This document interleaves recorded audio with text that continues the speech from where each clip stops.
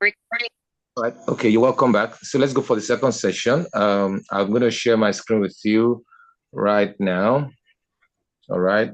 Share my screen with you, and that's it. Okay, good. So let's look at it. Okay. Missing keywords. You must use the right keywords. So if you're applying for a data analysis role, data analysis job, you have to use the keywords that has to do with data analysis.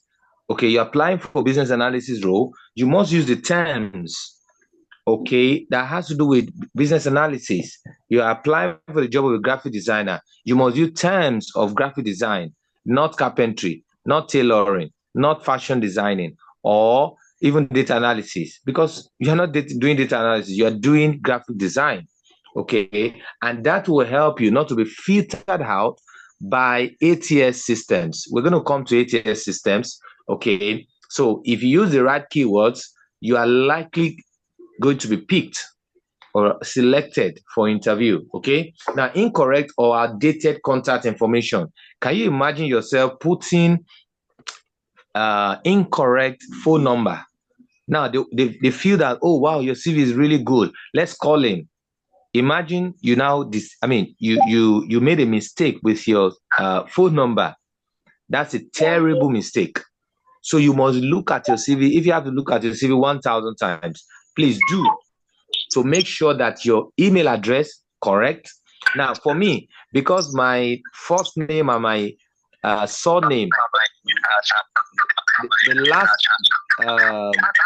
the last letter for my first name ends with A, okay, and then the first letter of my surname starts with A. So I make sure that I confirm that the A is double when I'm writing my email address. So oluwashola@gmail.com. So it means that that A, those two A's must follow each other. If I put only one A, that means the email address is wrong. You know, so I must pay attention. I need to seriously pay attention. So I need you to mute yourself if you are in a noisy place. Okay, let me meet everybody. Okay, yeah. So you must put the correct phone number. You must put the correct email address.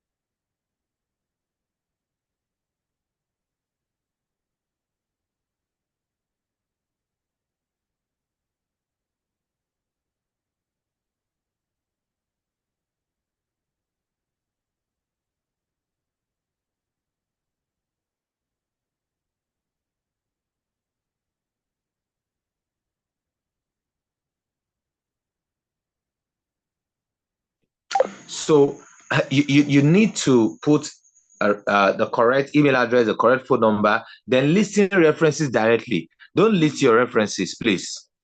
Just say available upon request. So if they now want you to provide them later, fine. Okay, except if the employer specifically asks. All right, and that is usually the last thing on your resume or your CV anyway, your references. So under references, just put available upon request, except if the employer says you have to put, references, maybe somebody, a professional person that you know, somebody you worked with before and all of that. But most times they don't even ask, except probably you get to the point of they want to employ you, they've done the interview and all of that. Okay, so you've got to put that in mind. Don't just put a reference when it's not really okay. Just want to check if we have covered all the 12. Okay, So we've done this, and we've done this, and we've done that, and we've done this. Beautiful. So let's go to the pros of ATS. The pros of ATS. So what is ATS? ATS means applicant tracking systems. Let me break it down for you so that you understand what that is all about. Okay, let me break it down for you. ATS, applicant tracking system. Now, for many jobs that you see online or anywhere, just as you are seeing that advert, thousands and hundreds of thousands of people are also seeing that advert, and thousands of people are applying. Okay, thousands of people are applying. Now, if thousands or hundreds of thousands of people are applying, that's a big competition, isn't it? A very big competition. Now, a lot of companies don't have time to now start reading every CV. No, it's going to be too much work for the HR. So what they use to track all the application is what is called applicant tracking systems, ATS. So what the ATS would do is to screen the CVs sent in by the applicants. If it's 100,000, the ATS system, that software, will scan through. So it is the ATS that actually makes the decision. Oh, yes. So that's why your CV must be ATS compliant. It means that if your CV is run through the ATS, that system, that software, your CV should be able to beat ATS. Should be able to get the favor of that software. And there's a way you can do that. So what are the pros? The advantages of ATS? Efficient screening. Yes, that software will screen thousands of CVs in few minutes. Yes, in few minutes. Unlike the HR sitting down and then looking at each CV. Let's imagine that the HR uses like 3 minutes on each CV, and she has about 5,000 CVs to look at. Can you imagine how many days it will take her? But this software, ATS, we just do it in few minutes. We scan through everything. So efficient screening, it filters large volumes of applications quickly, saving time for recruiters. Then keyword matching. Now, this is where you need to be smart. So if the job is about data analysis, okay, make sure you use keywords that have to do with data analysis in your CV. Now, especially the keywords given by the recruiter. So when you see any job advert, under it, you will see JD, you will see job description. So the job description will have requirements, will have blah, blah. You have many things under it, isn't it? So look at the job advert very well. Don't be in a rush. Some people don't even look at the job advert very well. They just say, okay, this job, let me apply. No. Don't just apply. Look at the job description. Look at what they are talking about.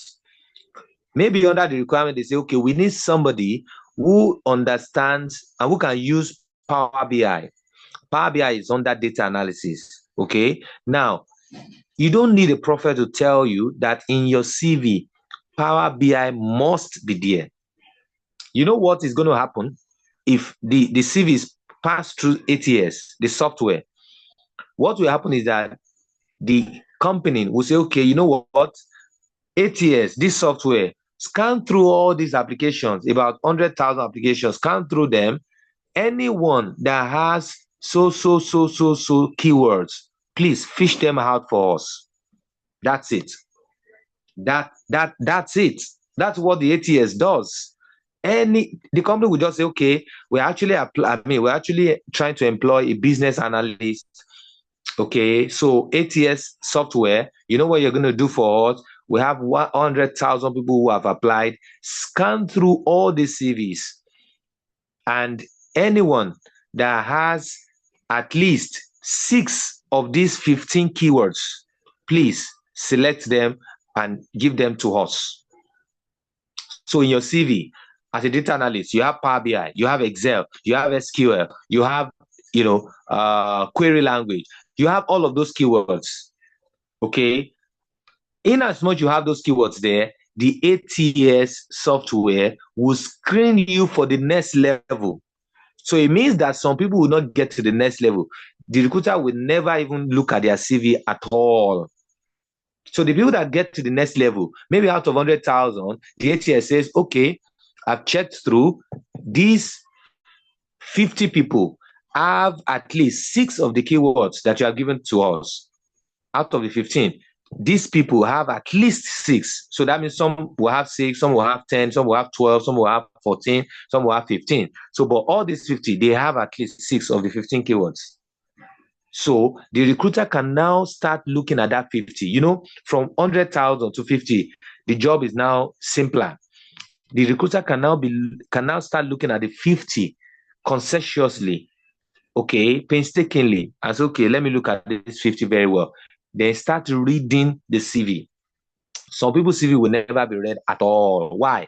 They did not use the right keywords. So when you see a job description or you see a job advert, don't just send your CV anyhow, even without reading anything there. You must read, okay? You must know exactly what they are looking for. The keywords, you put it, make sure you slot it into your CV. And that's why you must tailor your CV to the job you're applying for.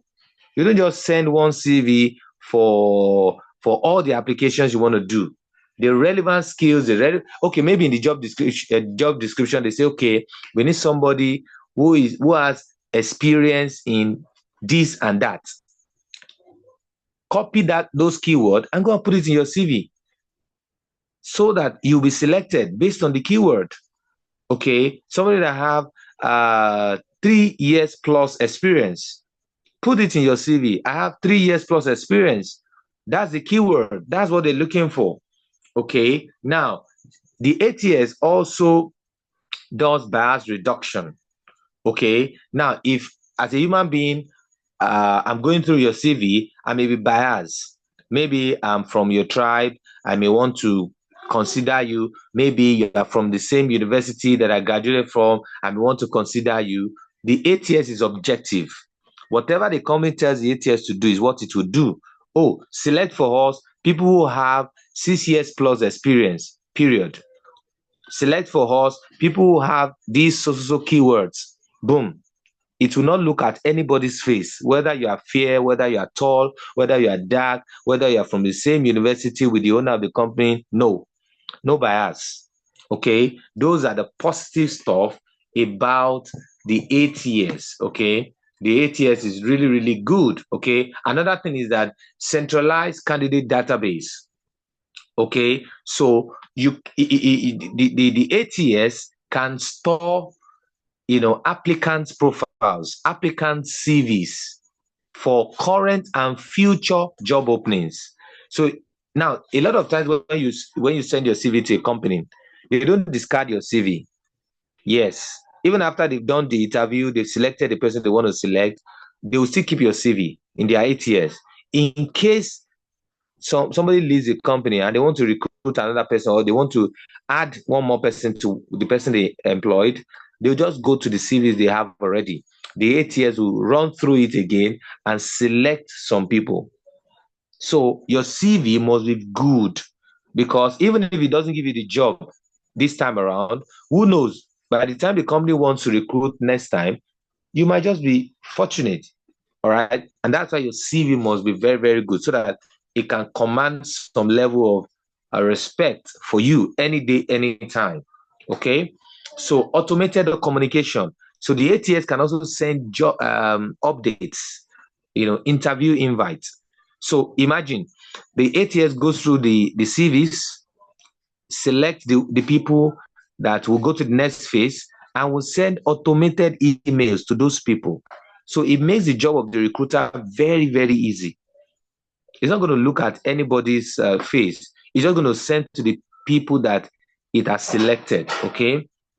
Then it can also send rejection emails. So maybe you applied for the job and your CV did not go to the next stage. The ATS will send message and say, sorry, we can see you applied for so job. Unfortunately, we'll not be able to continue with you. We've been able to recruit some other people that you'll not be able to go to the next level. It is the ATS that will send all of those automated messages. Because imagine you having 100,000 applicants. I mean, how can you be sending emails one by one to each of them? No, it is the ATS, that software that will do that for the HR. All right. Improved hiring workflow. It helps the HR so much. It eases their problem. They only have to interview the people that are finally selected by the ATS. They don't have to rack their head over the 100,000 people that have applied. Even if 1 million people apply, they won't, no qualms. They will just tell the ATS to select based on some criteria, some keywords, and that's it. All right. So it helps the workflow of the HR, send automated images, automated emails, send interview invites, updates. Sometimes they just send an update to say, oh, well, this job is still open, or this job, we're still working on your CVs, and as soon as we are done with it, we'll come back to you. These are updates, okay? All right, let's go to the cons, the not too good side of ATS, okay? The ATS may overlook good candidates, and that's why I say, even if you are the best, nobody knows whether you are the best. It is your CV that will tell us that you are the best. There's some people that even have very good CVs and they get invited for interview. Yes. While the people who think that they are brilliant, blah blah blah blah, but their CV is not good enough, they won't be called for interview. And by the time you are called for the interview, oh man, that's a wonderful opportunity, because at that point in time, you said no, we die here. We'll have to do everything possible to make sure that I perform well at the interview. But the guy who says, oh, he has a first class or whatever, but then he has not optimized his CV, okay, with the right keywords. The formatting is so terrible. He didn't, arrange his CV very well. Though he has first class, he would not be selected by the ATS, because the ATS does not look at anybody's face. He's looking at the keywords. He's looking at the arrangement of your CV. That's it. All right. Then he encourages keyword stuffing. Now, because you know that what really catches the ATS is keyword. So some people, just deliberately will go and put some keywords into their CV, just to bypass the ATS. Of course, if you use that positively, that's fine. That's fine. Okay. Why not? If not, okay. So if you know that you have the skills, you have the experience, those keywords, what they're looking for, you really have it, and you're not lying, yes, put those keywords in your CV. That's it. Okay, that's it. Okay. Now, lacks human intuition. So ATS does not think like human beings. No, it works based on how it has been programmed. Okay. He's not going to look at your soft skills. He's not going to look at your personality, because some people send a very good CV. You call them for interview and you notice that they are so snobbish. They are so disrespectful. Now, being disrespectful, you can't see that through CV, isn't it? You can't see that. So, because this is a software, it might not be able to really give us people who are respectful, or people who are nice, or people who can greet well. You can't see that in CV, all right, until you meet the person. You understand? So, to an extent, that is the disadvantage of the ATS, okay? But because HR people have a lot to do, they cannot but use the ATS, because to make their job a lot easier. Reject creative layouts. So if you turn yourself to a graphic designer and then you're not designing your CV like somebody who is doing fine art, and you're just designing it colorful, you are adding so many color, you are shooting yourself in the leg. Because if your CV goes through ATS, the ATS will not be able to read some of the things you have on that CV very well. It will confuse the ATS. Okay, so traditional way of writing CV, arranging it, is the best for ATS. If you want to add, color things, you might just confuse the ATS. Okay, now can be inaccurate rather. All right. So, misreads, formatting, or sessions leading to data errors. So, like I mentioned, if you don't arrange things properly, or you are arranging it in a graphic designer way, it will not read the formatting properly because it's just a software. It has been programmed to read, those pages in a particular way. And so if you decide to arrange your CV in some very funny ways, like a graphic designer trying to arrange it, like, giving it some aesthetics and all of that, well, the ATS will not be able to read the data on your CV, and the ATS might just push you aside. You understand? Not universally standardized. So you have the ATS being used in different forms by different companies. Okay, so it's not universally standardized. Different companies have their different ways of using it. So in some instances, it might favor some people. In some instances, it might not favor some people. So what you need to do as a smart person is to make sure that you dance to the tune of the ATS.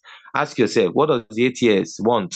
Oh, it wants a very cool CV, no unnecessary graphics, wonderful font, wonderful font size, headings, sections that are well arranged, keywords. Those are the things that the ATS wants. If you can do that, you beat the ATS, I tell you. So let's quickly look at tailoring your CV to job description. Now, first thing, analyze the job ad carefully. Don't jump. Don't be in a hurry. Analyze it properly. Now, sometimes the job ad will start with the company information. Oh, at Bata, we are a tech company. We also teach people how to do business the proper way. We do business consultation, blah, blah, blah. We are looking forward to hiring a sales and marketing manager who will do this for us. For this job, these are the job requirements. The person must have a BSc in marketing. The person must have this and that, blah, blah, blah, blah. You must read through everything. The person must be able to work remotely. Now, if you didn't see remotely because you were in a hurry, you didn't look at it very well. You always like job where you have to wake up and go to the office every day. Now, you don't need any prophet to tell you that job is not for you. So you don't need to waste your time to even apply. But a lot of people don't look at the job description. They don't look at the job ad carefully. They just see, oh, sales manager, boom, they just apply. Data analyst, they just apply. Business analyst, they just apply. And they are sending the same CV. They always send. No tailoring, nothing. They just send the same CV. No, you don't do that.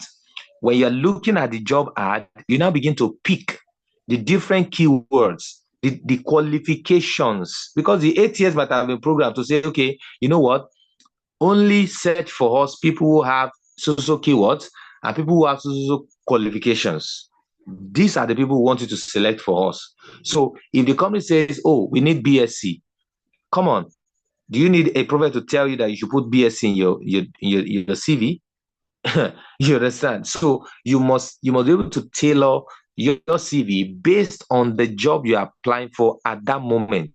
Don't just send your CV, that singular CV, to for every job application. No, you are doing the wrong thing. And that's why probably they're not calling you. All right. Then mirror the language. There are some terms, similar terms, phrases used in the job description. All you need to do is just copy. Go and copy those, phrases. You understand? Maybe they say, oh, we're looking for somebody who is passionate about sales. You too, copy passionate about sales. Go and put it somewhere in your CV. So that when the ATS is Filtering through CVs, that keyword will make you to stand out. Passionate about sales, because these are the job description actually is telling you what the recruiter wants.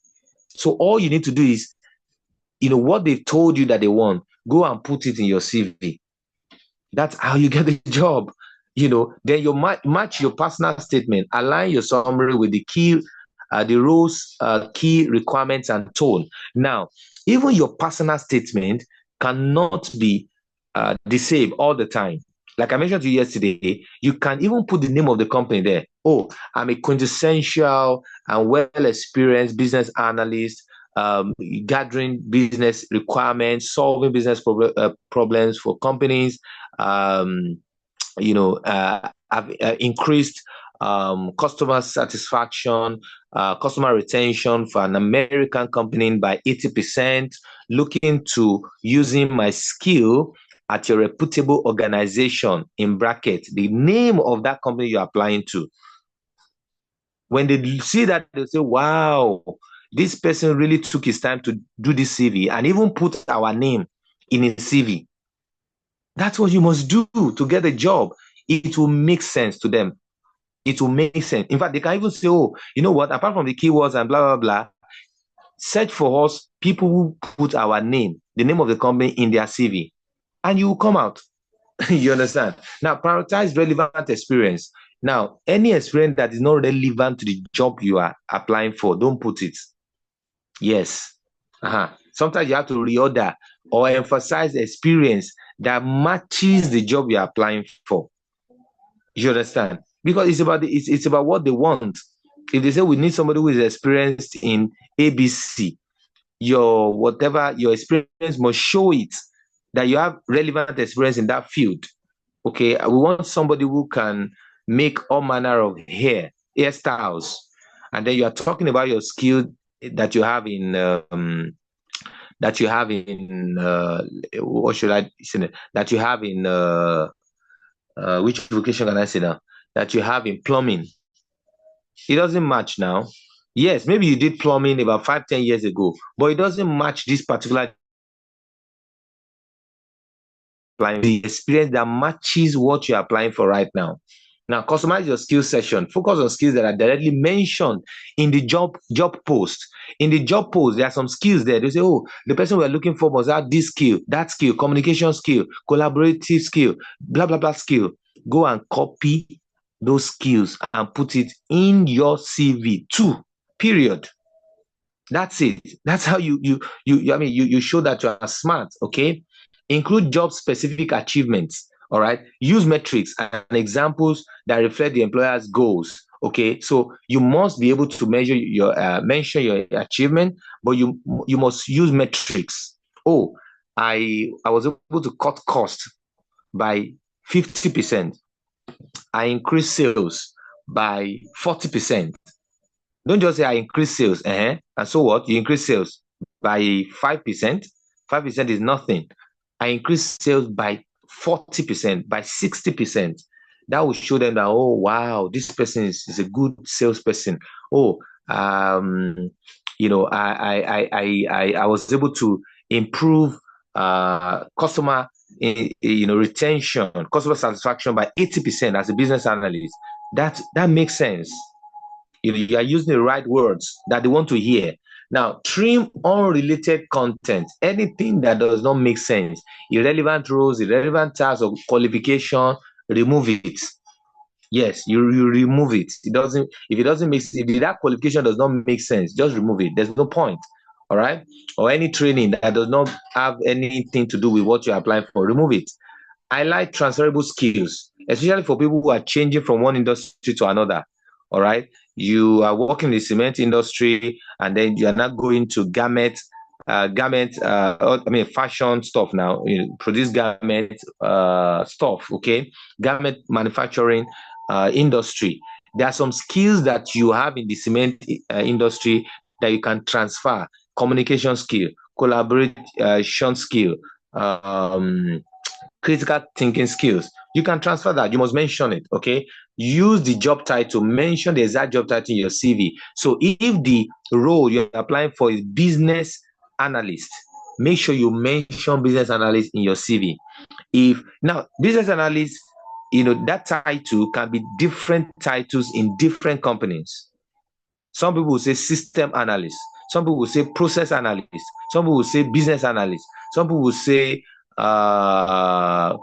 quality control analyst. So the title that they mention in their job post, make sure it reflects in your CV.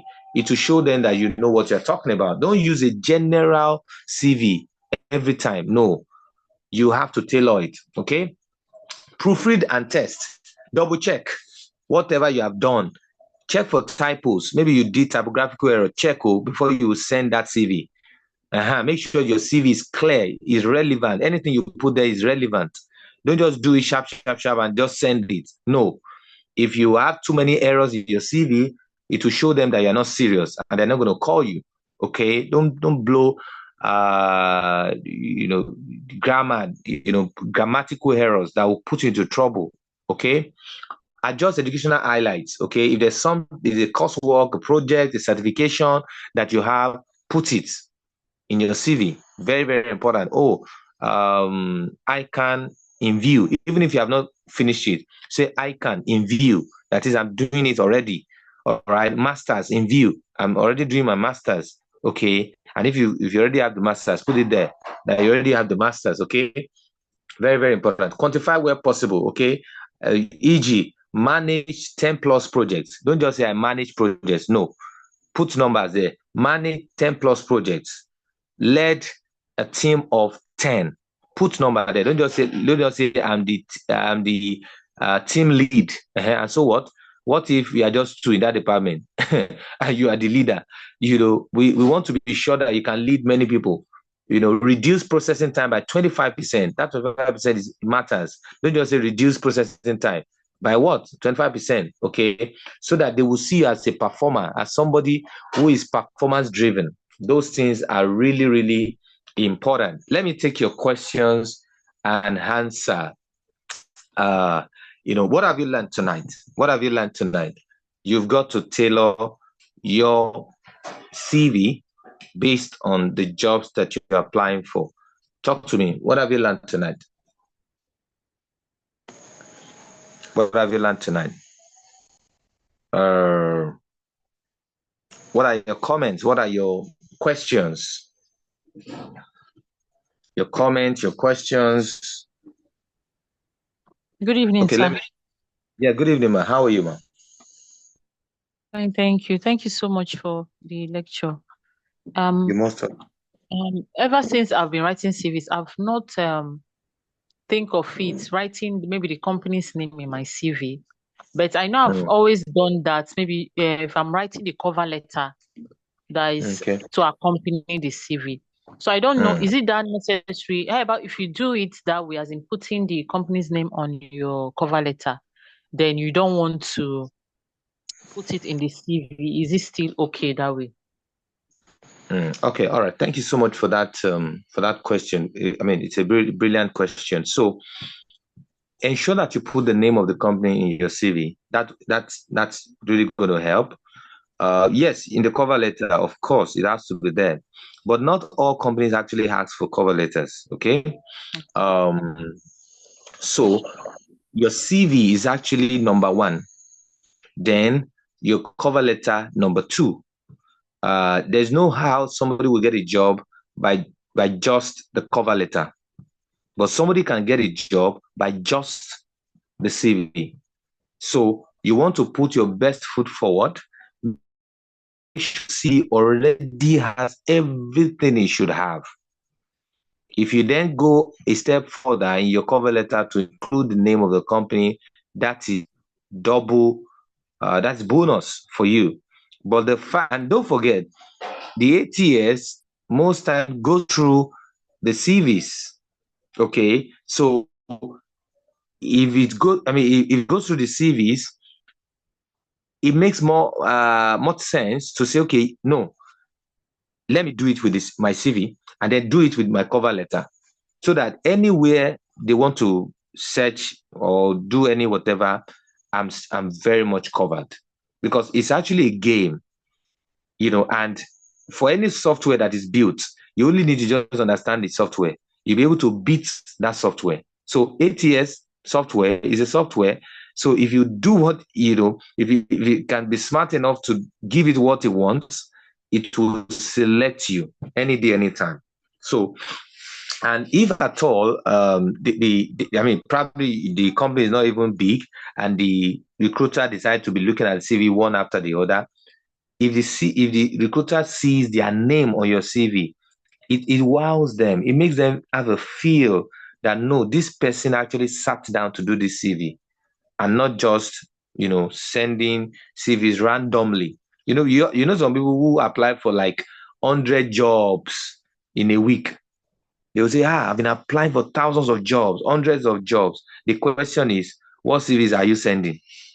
The same CV to 100 different companies asking for 100 different things. Okay, so I feel that you should rather put it just as you put it in your cover letter, put it also, especially under your personal statement, put it there. It will add a lot of flavor. I don't know if that helps. Yes, sir. Thank you so much. All right. Okay. So, questions, comment. What did you learn? Talk to me. What did you learn? Okay. Talk to me. Good evening, once again. Good evening. Good evening, sir. Yeah, thank you so much for the insightful session on resume writing. I can say I actually gained, valuable knowledge and practical, tips that I'm confident will enhance my job applications. I sincerely appreciate the clarity and depth you brought to the lecture. Thank you so much. As a matter of fact, there was a job that I applied for about a couple of months ago. So taking us through this resume writing, this session, it just dropped in my heart that what actually made me lose that job, was because of the CV, because there were some things I actually picked. They were not supposed to be part of my resume that were there. And then what was it called? Because that particular company, I already applied for a job there before. Then when another opening came up, I was notified that I also applied. So now I was supposed to have, tailored that. I just felt